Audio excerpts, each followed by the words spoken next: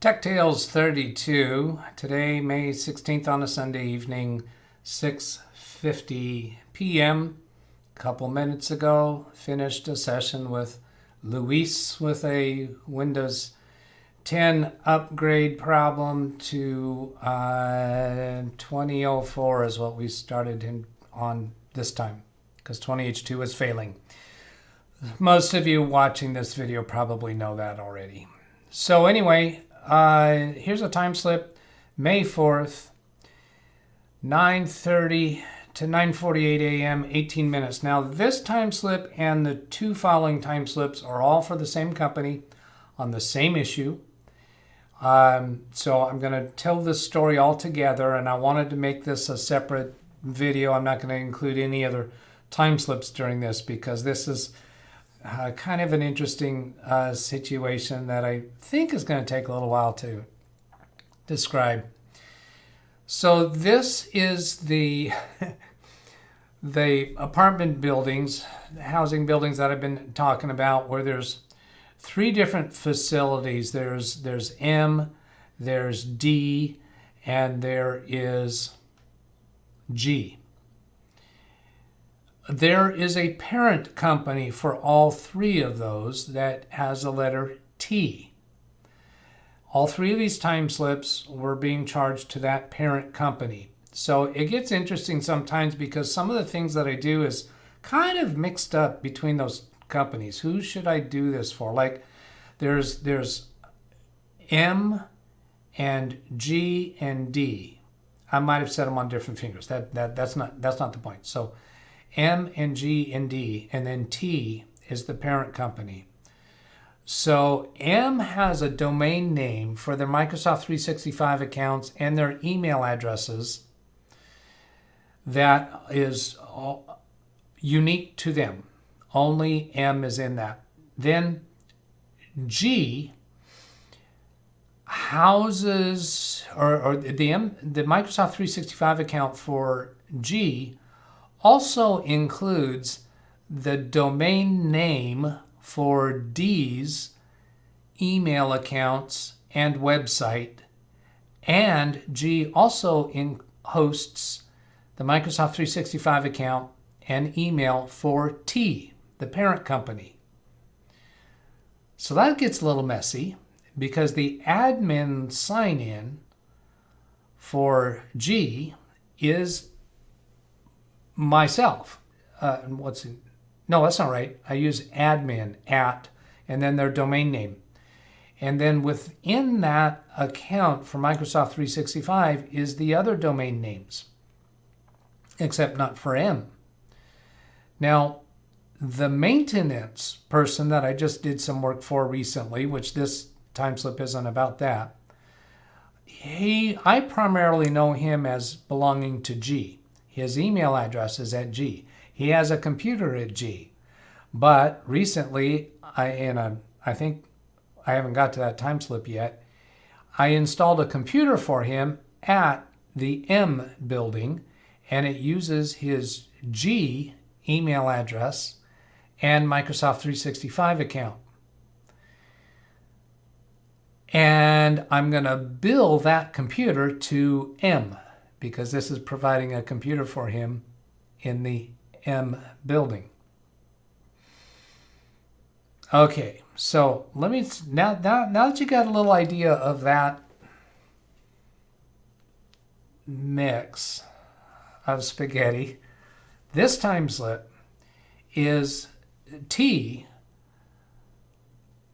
used to have one person operating that level of the office. Now, well, it's still just that person's email address, but the computer that person, or the office space that person used to use, is now used by somebody from G.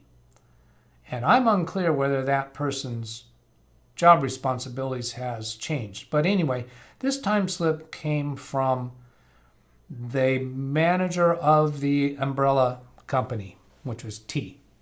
So, phone and remote connection to diagnose cause of failure to receive email from the CPA's office.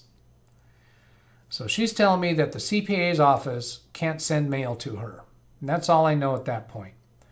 Through my investigation, I discovered MX Toolbox, which is a tool that we can use for determining if addresses are blocked or who owns a domain name, what DNS servers are responsible for that domain name, a bunch of useful, helpful information.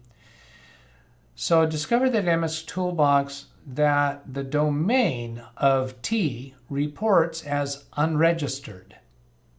So it claims that domain name is not registered. Period.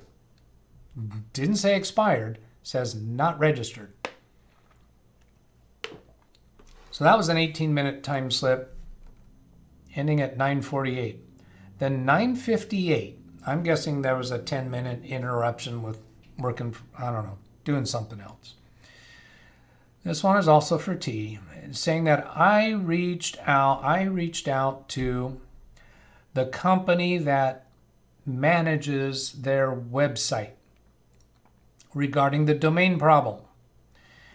I discussed the issue with a person I'll refer to as A. He advised me that their company does not administer that domain name. It's not in our records. We don't know what's going on with it. It's not ours. He reported that Register.com is having outages that day. Register.com, I'm not real clear on what that is. Got something to do with registering domain names. I'm guessing that might be the company that they use to register domain names. Not sure. But he said that they're having outages today, implying that maybe that's the source of my trouble. I researched the issue further via various web tools without progress. I found an old email exchange from May 2019 between me and A that shows evidence that he did create that domain name. And I sent an email to him requesting further assistance, as this is the 2-year anniversary date for that domain name, and there may be subscription fees due. So I found an email documenting that he did register that domain.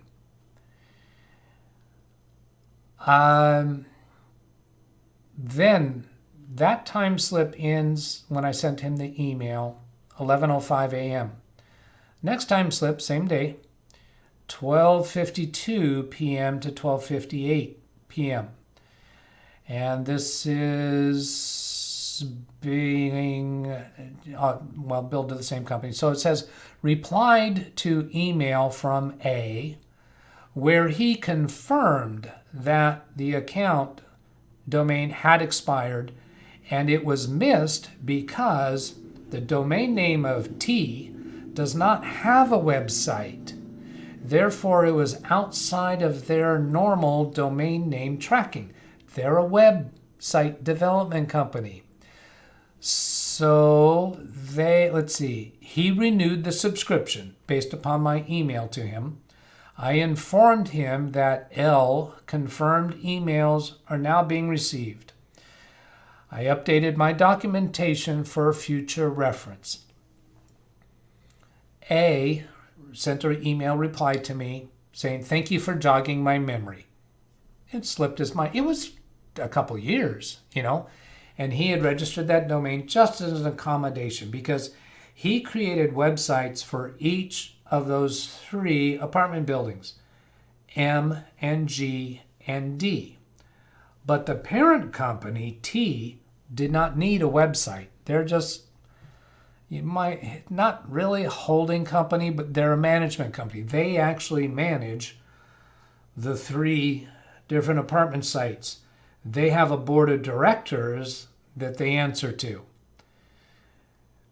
Each of those sites, I think, has their own board of directors. Not certain about that. They might just report directly to the umbrella company, and that's where the board of directors is. I'm not sure on that.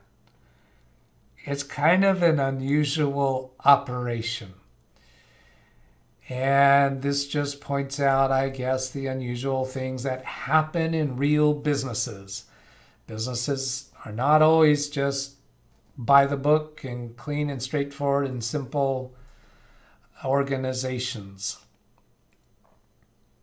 So, I think that's a fair representation of this time slip. So let's see, that second one was 1 hour and 7 minutes. So let's see, those all total to, there's 1 hour 25, hour 31 minutes total spent on clearing up that mess. Now, if I didn't think and remember enough that I think A was involved in that, it took a little while searching my emails to find it, because what word do I use that's going to find an email 2 years ago that's not going to turn up a bunch of other emails? So that was a fun one. That's it for this session. I hope that was useful. Have a good day. Catch you later. Goodbye.